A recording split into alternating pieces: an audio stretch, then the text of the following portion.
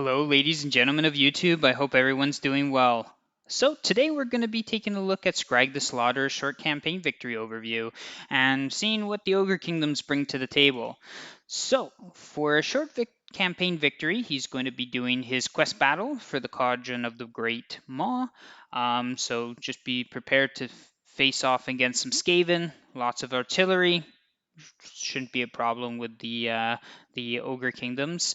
You're going to be destroying your starting enemy, which is the Border Princes, and you're going to be looking to occupy, loot, raise, or sack 30 different settlements. So very basic, easy stuff here.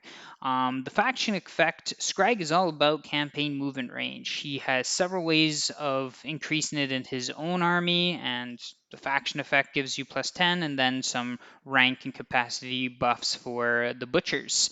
In his own army, he increases Gorger's casualty replenishment and reduces their upkeep by 50%. In his own army, to keep up with the campaign movement range theme, he starts with a hunter who, early game hunters are really there for the campaign movement speed. Yeah, they got some range. They're not necessarily my favorite unit, but then all of a sudden they hit, I believe it's 15, and they get their Stonehorn, and suddenly they're one of the strongest heroes.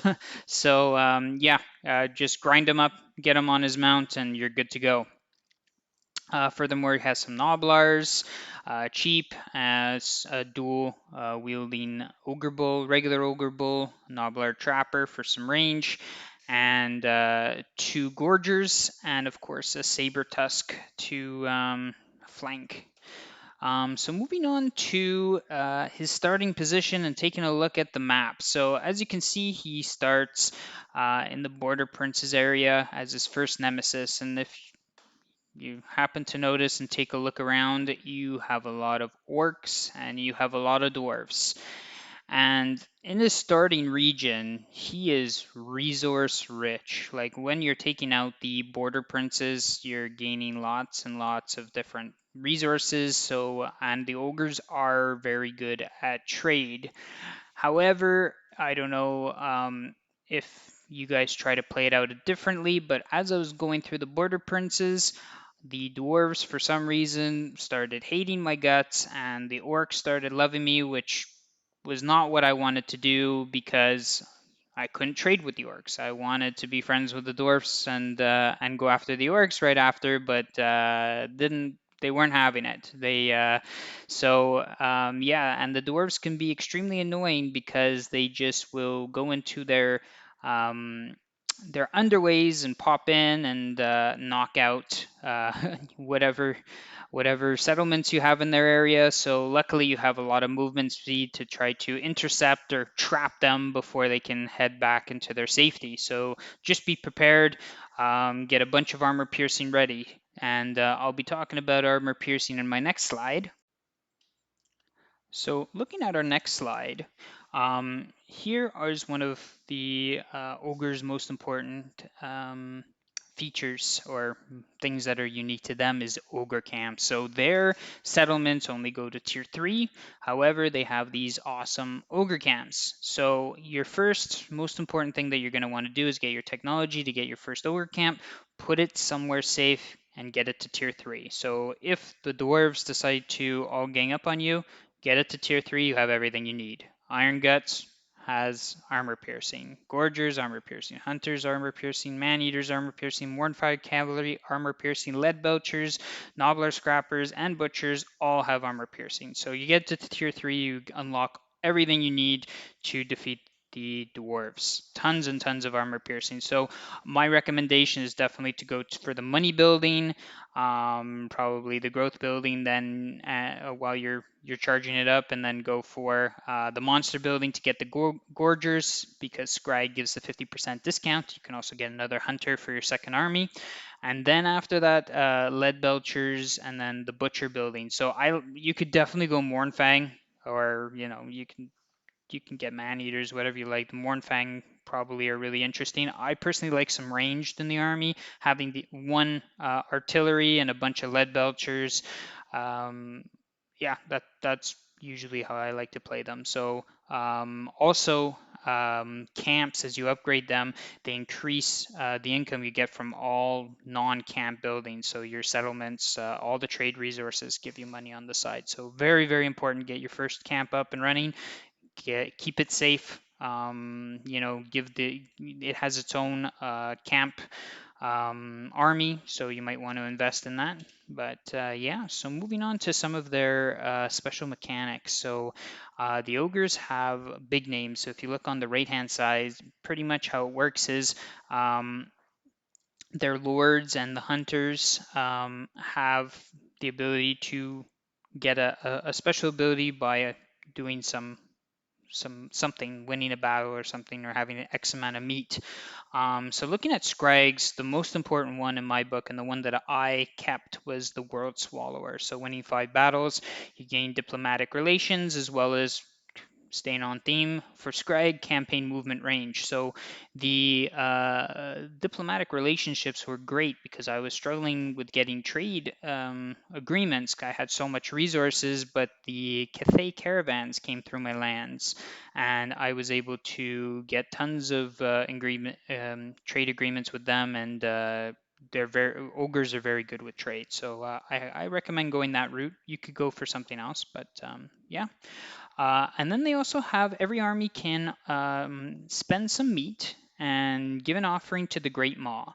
So the one at the early game you'll probably want to get is Come and Get It. This way you have some campaign movement range for the first 10 turns. After that, Skrag has tons of movement speed, so you might not, movement range, I should say, you might not need it that much with Skrag himself. You can switch over to Fill Your Bellies. Let's say he's away from your camp and you're ready to load them up with gorgers. You can switch that on at 10 turns. Is a little bit overkill, but nonetheless, you want to get those gorgers, and sometimes you don't want to go all the way back to the camp or wait 2 turns. So yeah, and then after that, you can go with Bloody and Raw and get the melee attack plus 10.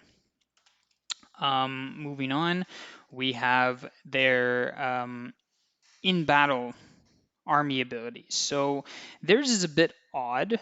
It's they get prisoners. So what happens is when a unit is routing or shattered, running away, the more you kill, the more of these you get. So I was using a lot the saber tusks to do this, like to run down everything that was running away and collecting these points because the abilities are good. You get them through the tech tree.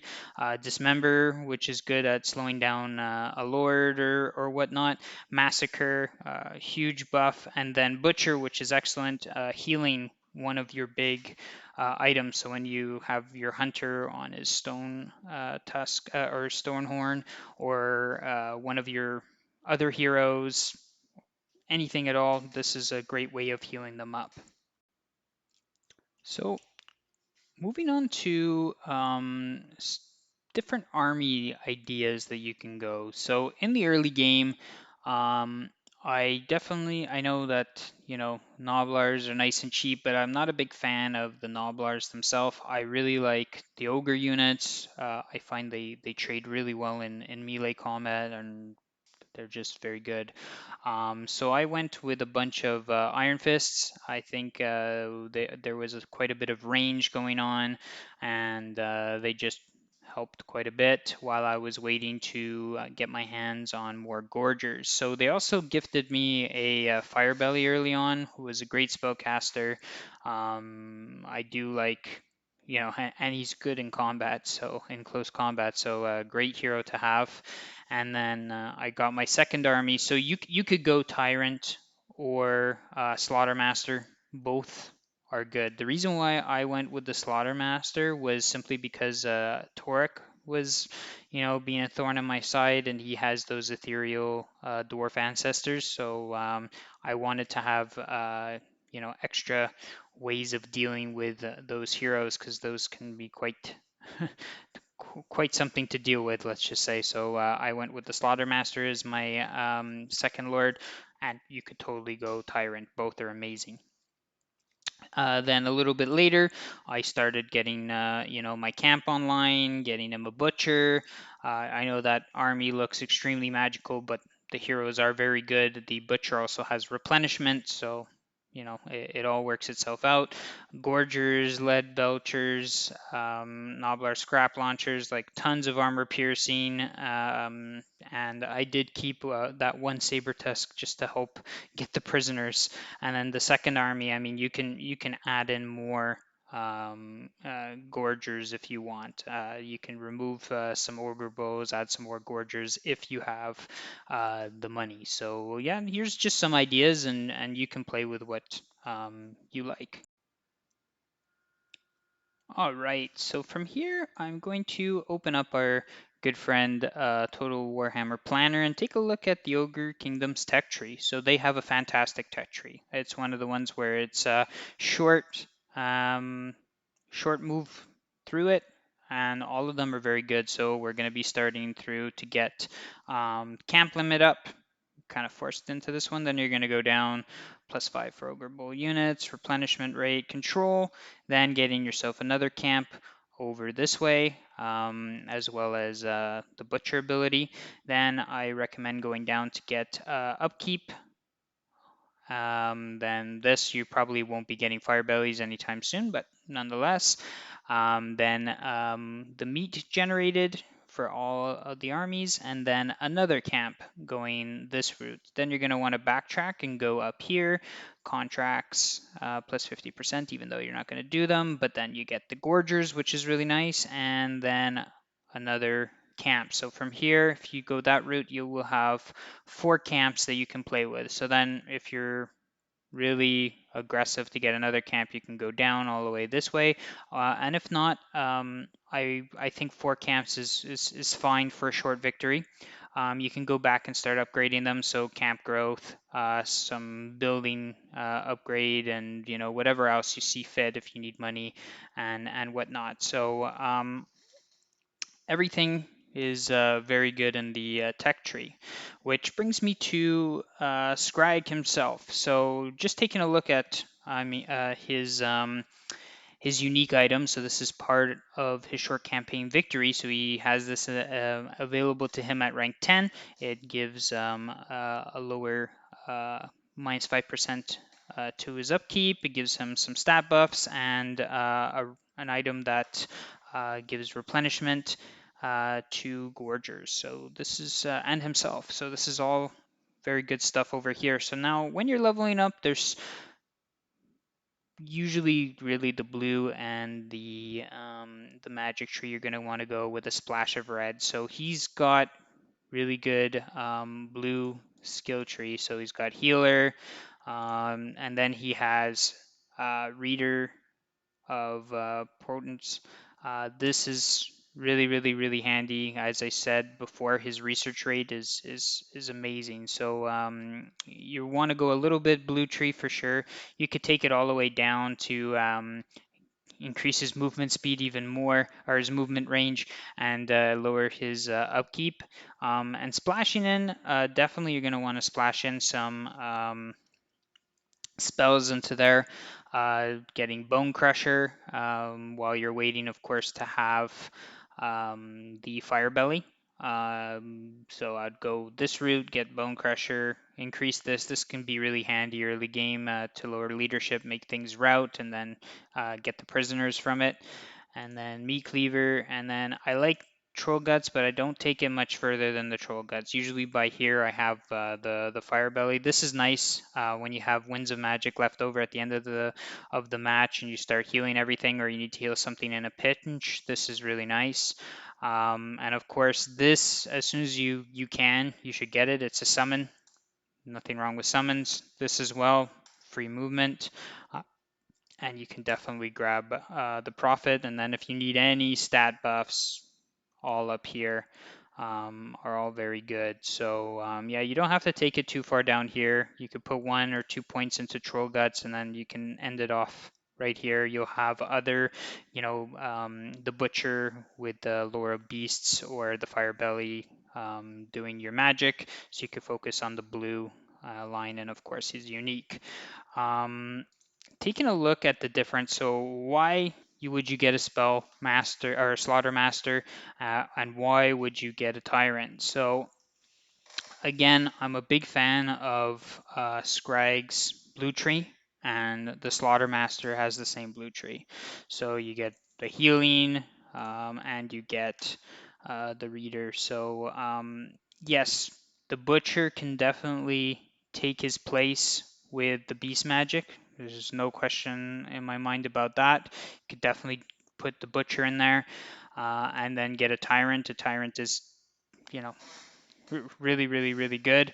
But if you want that research rate plus 10, and it is valuable, they have a really good tech tree. I keep saying it, and then he could get regeneration, and he does have. The spell damage if you're worried about um, the dwarf with his ancestral. So then why would you get a tyrant? So they have a different one, as you can see.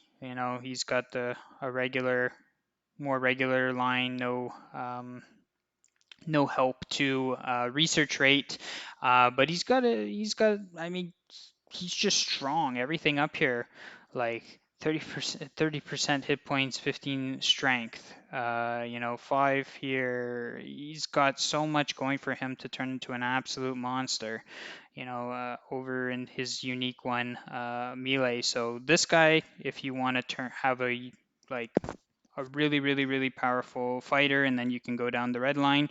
But the other guy for the research rate, the Slaughter Master. So those are really, there's no wrong choice between the two.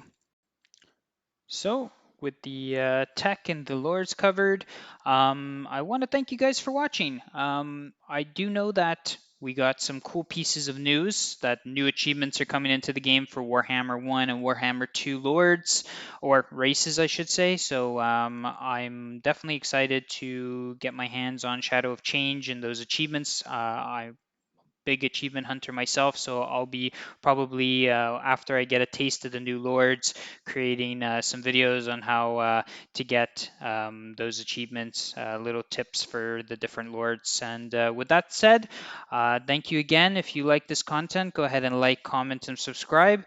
And thank you all very much, and have yourself a great day. Goodbye.